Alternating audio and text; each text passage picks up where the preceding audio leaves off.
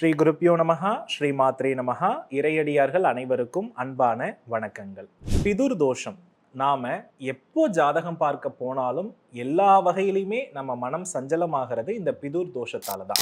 ஒரு ஜாதகத்துல பிதுர்காரகனாக இருக்கக்கூடிய சூரிய பகவான், சனி, ராகு, கேது இவர்களோடு நெருங்கிய பாகையில் இருக்கும்போது நாம் சூரியனுக்குரிய பலனை அனுபவிக்க முடியாது. இதனுடைய விளைவுகள் எப்படி இருக்கும் அப்படின்னா, வீட்டினுடைய மூத்த வாரிசினுடைய வாழ்க்கை, திருமணமாக இருக்கட்டும், வாரிசினுடைய நிலையாக இருக்கட்டும், அதில் அவர்களுக்கு பெரிய முன்னேற்றம் இருக்காது. அதை அனுபவிக்கக்கூடிய வாய்ப்புகள் குறையும். இது முதல் அறிகுறி. இரண்டாவது அறிகுறி என்ன அப்படின்னா, குலதெய்வ வழிபாடு அல்லது குலதெய்வம் என்பதே தெரியவில்லை என்ற ஒரு நிலை ஏற்படும். இது இரண்டாவது அறிகுறி. மூன்றாவது அறிகுறி, உங்களுடைய சொந்த ரத்தம், அதாவது உடன் பங்காளிகள் அப்படின்னு சொல்றோம் இல்லையா, இவர்களோடு குலதெய்வம் செல்லுகின்ற கூடிய ஒரு வாய்ப்பு அப்படின்றதே எப்போதுமே இருக்காது.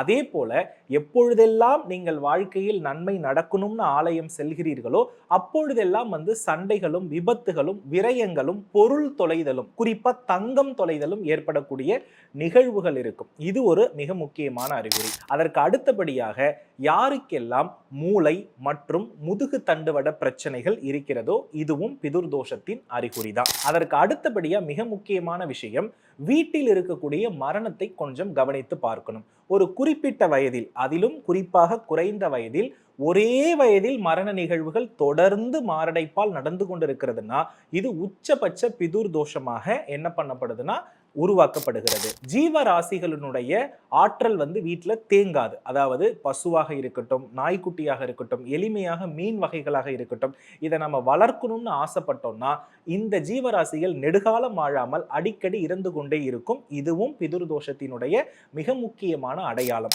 உங்கள் வீட்டிற்கு அடிக்கடி காக்கை வருகிறது, உங்க தலையில அடிக்கடி காக்கா அடிச்சிட்டு போறது, கனவுல பாத்தீங்க அப்படின்னா நரி, குரங்கு, யானை இதெல்லாம் கடித்து துரத்துகிறது அப்படின்னா உங்களுக்கு உச்சபட்ச பிதுர்தோஷம் இருப்பது அப்படின்றது உறுதியாகுது.